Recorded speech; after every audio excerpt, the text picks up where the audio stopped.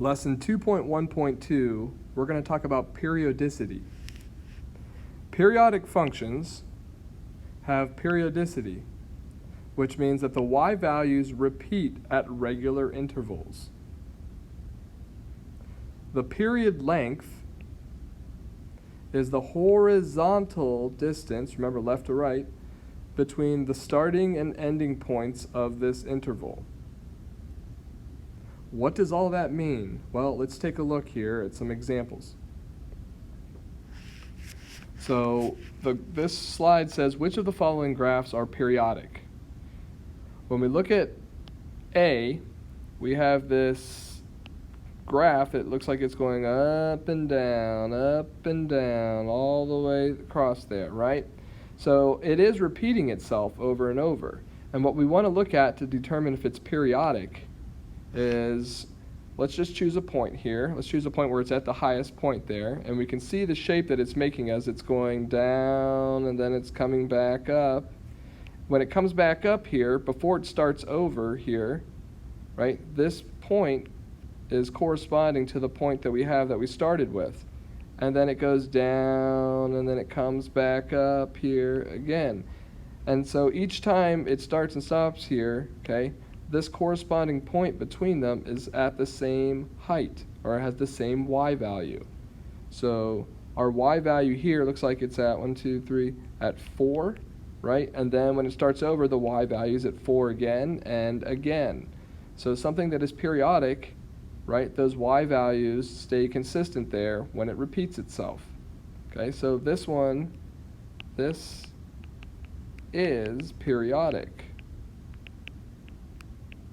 It looks a lot like your sine and cosine functions that you did last year in Algebra 2. Those were also periodic. Now, what is the period length?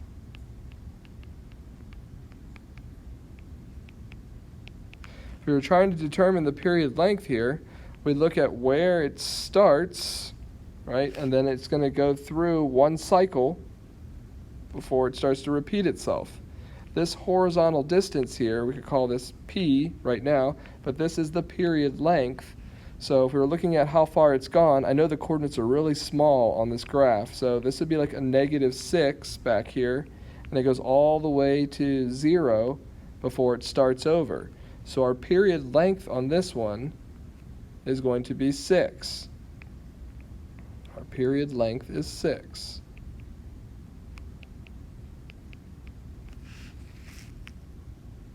So we'll mark that one. That one was periodic. Let's look at B.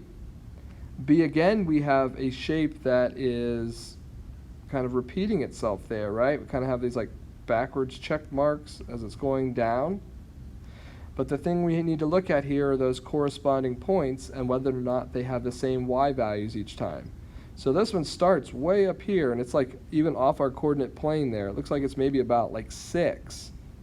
And then when it gets back to that next corresponding point there where it's going to start over again, okay, we're now at 4. And then it goes down and comes back up and it's at 2. So because our y values are not consistent here, it's not the same y value and over again, that means this is not periodic. It's pretty, it's just not periodic. All right, looking at C. So I bet you have a good idea already here. We've got this shape that's going to continue to repeat itself here. We've got, it's going here, then it's going here, then it's going here. But if we look at it there, our y value, like let's look at the last point. Right now it's down at, looks like maybe -4. And then the y value here is going to end up being -2. And then our y value is 0. So since the y value for those points there are not consistent, then this one is not periodic. So this is not periodic.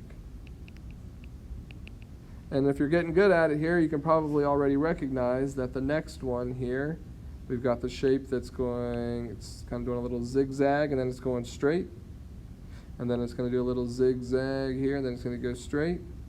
if we pick out a point here, let's just choose the point right here on the end, right before it goes down.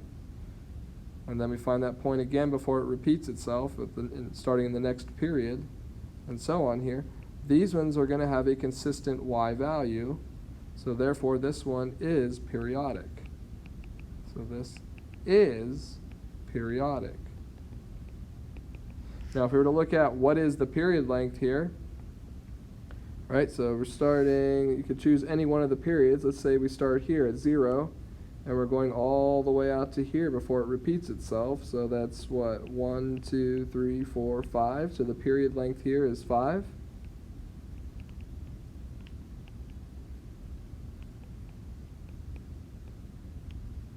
If you have questions about any of these, just make sure you mark it there, and we'll talk about it in class when I get back.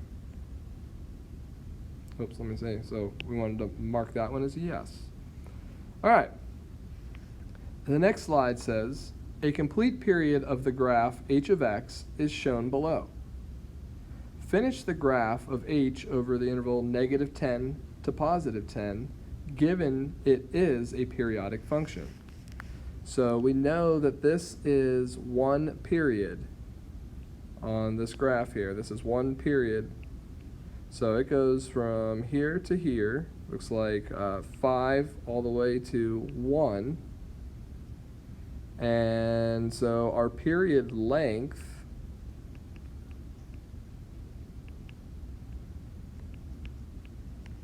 should be 4, which means if we start at the end here and we go forward 1, 2, 3, 4, it should have another period that fits in there, and then 1, 2, 3, 4, another period should fit in there, and then we have 1, 2, oh, we're going to make it to the third one here, but the fourth one would be out there. So, and then we could also go backwards from the beginning, go back 1, 2, 3, 4, and we'd have a period here. So if we're going to just sketch this in, that it's repeating, we notice here that, you know, at the start of a period here, it's at, looks like 2.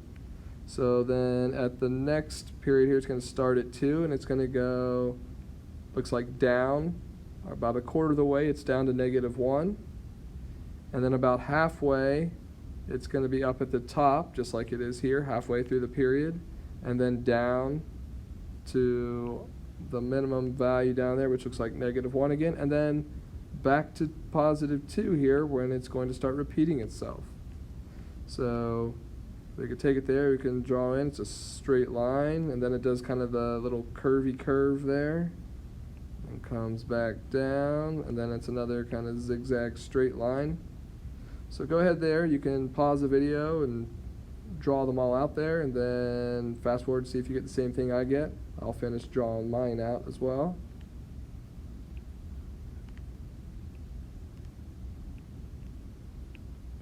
Down, the curvy curve, then straight up.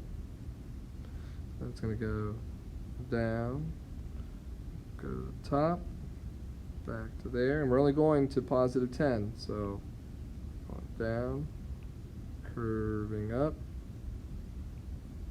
curving down, and then we'll just stop it right there. And then you can also go backwards, right? You can think about where it came from.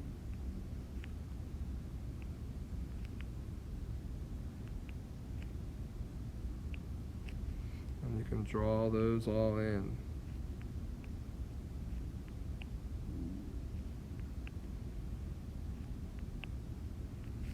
Yay, that was fun. If you got what I got, then good job, and we will move on to the next slide.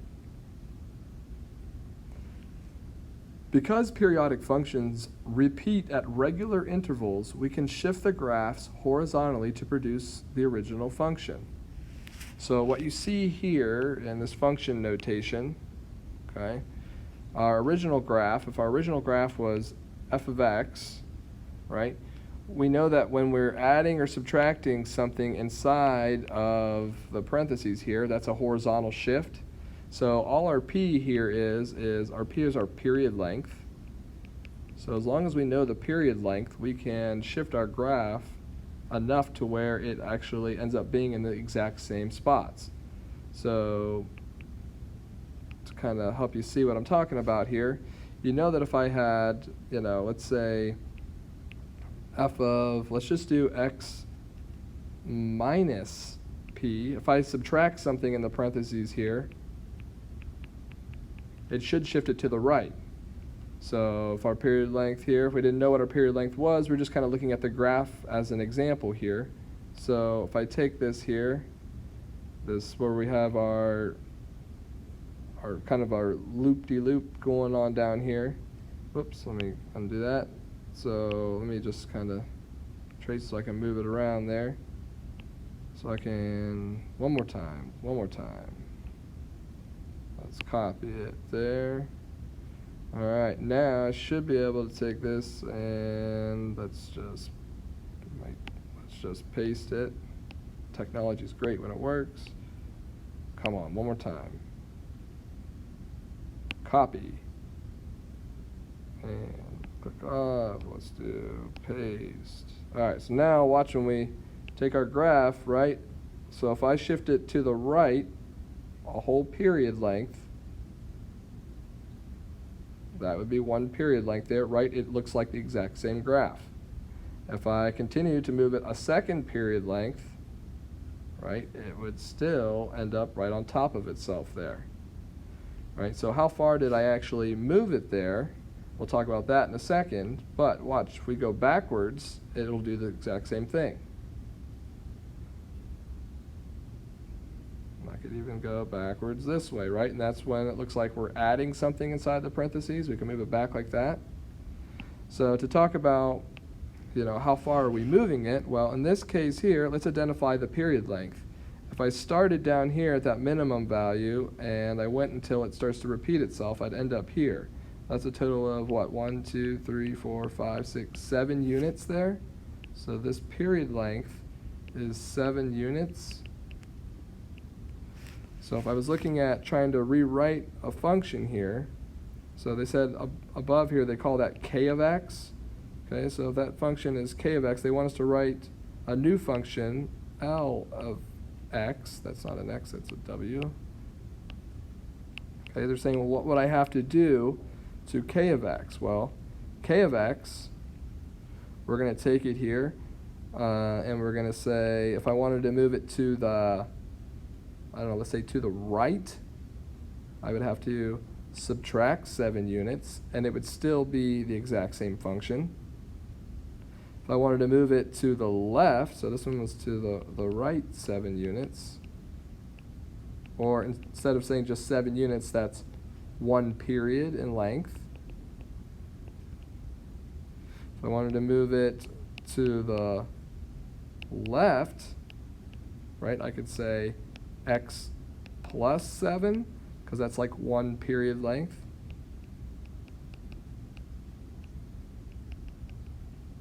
Which would be 1 period. So here's a question for you.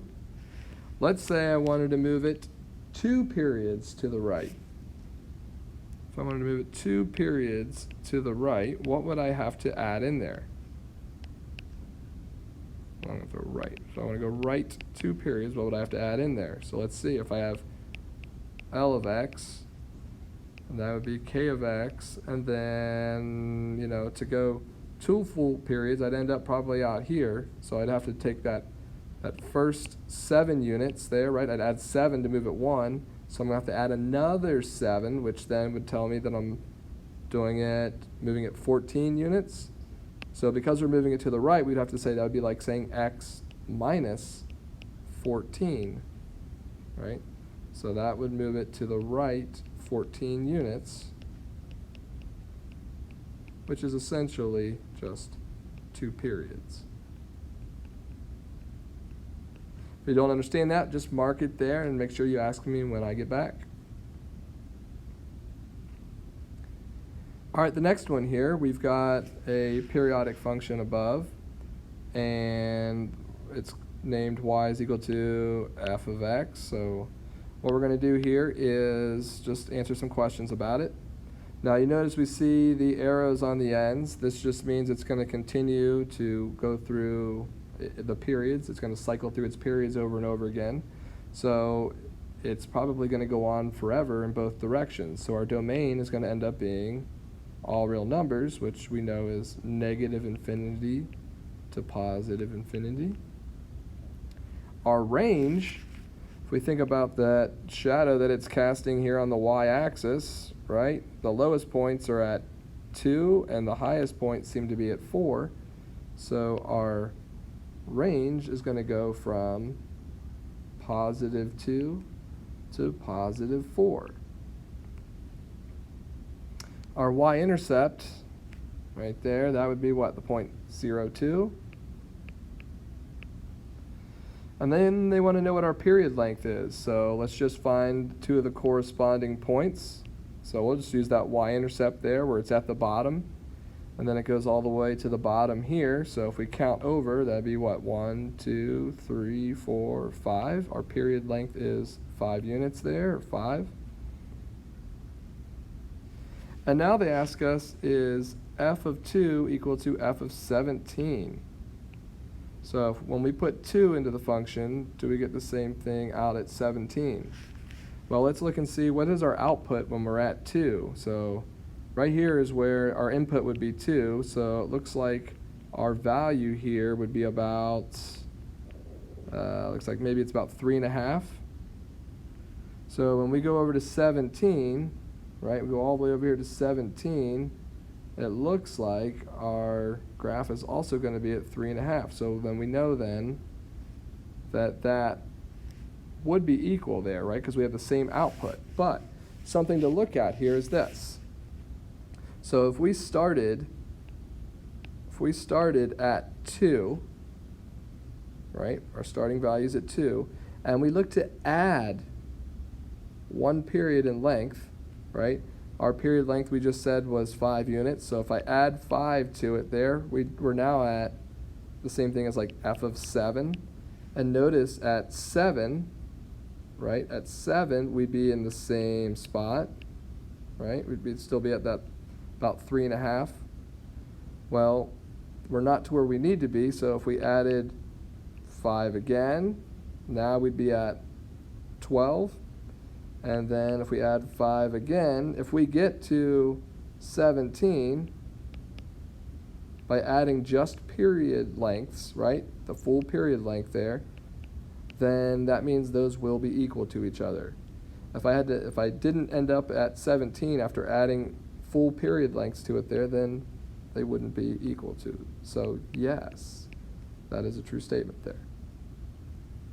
Next one. Write a new function g of x so that g of x equals f of x. Okay, so with this one, we're just kind of doing similar to what we did on the other page there. We're going to take it here and just, if we look at a period length, our period length here is still going to be 5 units, right? Still 5 units there. So we can shift our graph forward 5 units or backwards 5 units to get to another point where everything matches up. So if we said g of x should equal, in this case we'll just say f of, if I wanted to shift it to the right 5, it would end up still being in the same location, so we'd say x minus 5. If I wanted to shift it to the left 5, I could have said it was f of x plus 5. But remember, we could also do something like, be the same thing as if I had f of, let's say, x minus 10, if I wanted to move it 2 period lengths. Or f of x plus 10 would move it 2 period lengths to the left. So all of those would be correct. Whatever you came up with should work there. Number 6 says state all solutions to the equation f of x equals 3 over the interval there from 0 to 10. So let's take that here. First of all, f of x equals 3. So that's like the same thing as saying like where y equals 3. That's just going to be a horizontal line here that runs straight across here at 3.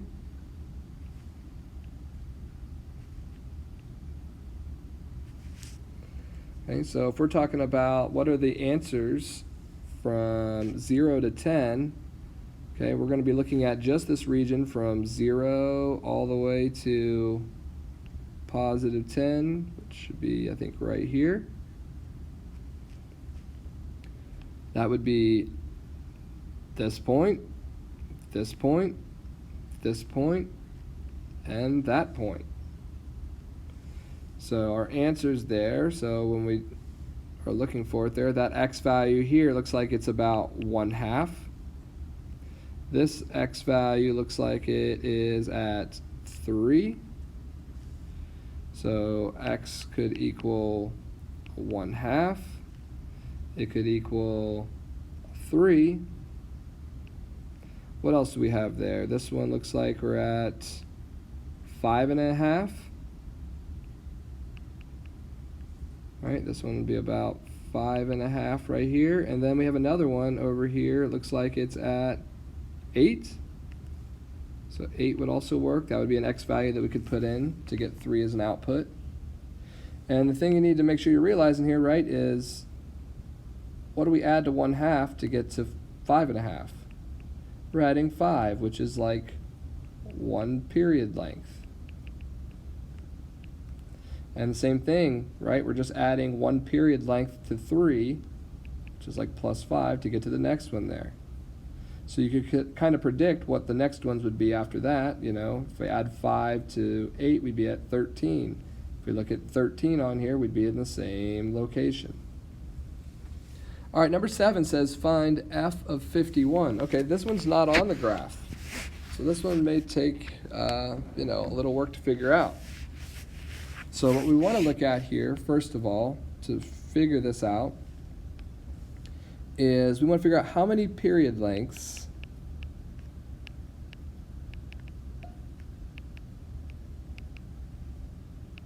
are in 51. So this is assuming we're starting at 0. So if I take 51, and we know our period length is still 5, if I take 51 and I divide it by 5, right, that's going to be 10. 10 times 5 is 50, and looks like there's 1 left over, so it's like 10 remainder of 1. So we're not going to be starting right at the beginning of a period, right? We're not going to start right at the beginning of a period. Looks like we're going to be starting over from 1 unit over, because if I take 1 unit, right, if I take 1, let's just say f of 1, and I add to that f of, let's say, how many period lengths did we just say? We said it was 10 period lengths of 5. So we're going to take 10 times our period length, right? Should get us back to the same spot. And so since our period length was 5, that means we're really just moving, 10 times 5, which is going to be like 50 units there.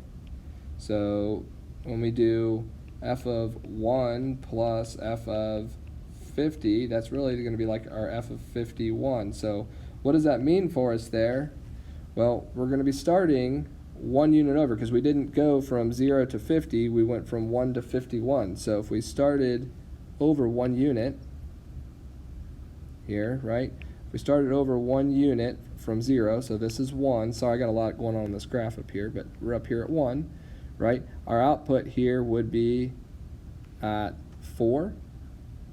Right, so if we went 50 units across there, that'd be 10 period lengths, right? So if we went, that's like 1 period length, and then we go another period length there, right? Each of these is going to be 5 units long. So right now we'd be 1 plus 5. This is like 6 where we're at, and then we add 5 to that, we'd be at 11, and so on, 16, and so on there. We'd end up here, though, in the end, we'd be at 4. So f of 51 should equal 4. And we'll practice some of those. I know that might seem unclear, and since my graph is pretty busy up there, hopefully that didn't lose you. But let me know, mark it down. If you have questions, we'll talk about it in class.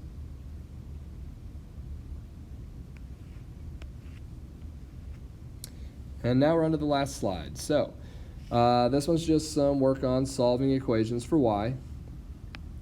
Looking at the first equation, we've got 2 plus x over y plus 1 equals negative 5x. So if we're trying to solve it for y, we can't solve for y when it's in the denominator. So if we treat this like it's a proportion, we can multiply each side by the quantity of y plus 1. Right, these y plus 1's cancel, and our new equation right now is 2 plus x is going to equal negative 5x times the quantity of y plus 1. All right, since we only have one y in the entire equation right now, that's the one that we're trying to get by itself. So what we need to get rid of here is this negative 5x. So we're going to divide each side by negative 5x.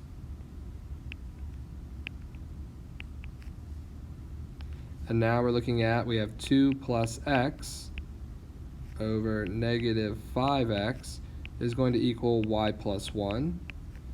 And then, it's just inverse operations. We want to get y by itself. We're just going to subtract 1 from each side. And we'll end up with y is equal to 2 plus x divided by a negative 5x, and then minus 1. Our goal here is just to get y by itself. It doesn't matter how pretty or how clean the other side is, right? We did get y by itself, and that was our main goal. So you can be thinking about that as you start into the next one. If you want to pause the video and try it, and then see if you're right, go for it there. So this one, we have x squared plus 2y plus 7 equals 3xy plus 1. Our goal here right now, get all the y terms on the same side and get anything without a y to the other side.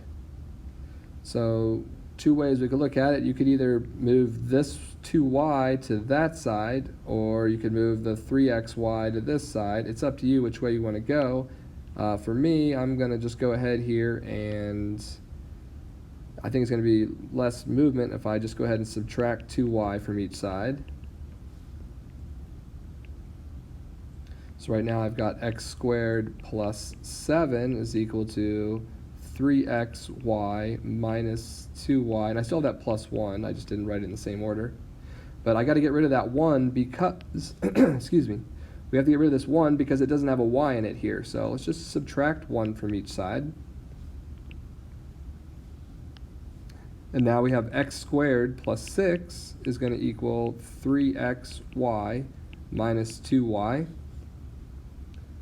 And then the next part here, we need to get this down to just one y, and it's everybody's favorite thing here. That's right, the F word, factor. We're going to factor out a y here. Not the same F word you were thinking of? Right. So if we factor out y, right, we have y times a 3x minus 2 should equal x squared plus 6. And then to get y by itself, just like you're used to doing, we're going to divide by the 3x minus 2 on each side. And we're left with x squared plus 6 over a 3x minus 2 equals y. Like I said, it doesn't have to be pretty. We were just trying to isolate the y and get it by itself. That's it. You made it through. Thanks for watching. Hopefully this helped a little bit here. If you have questions, we will answer them in class. I appreciate you taking the time to do this. Thanks, guys.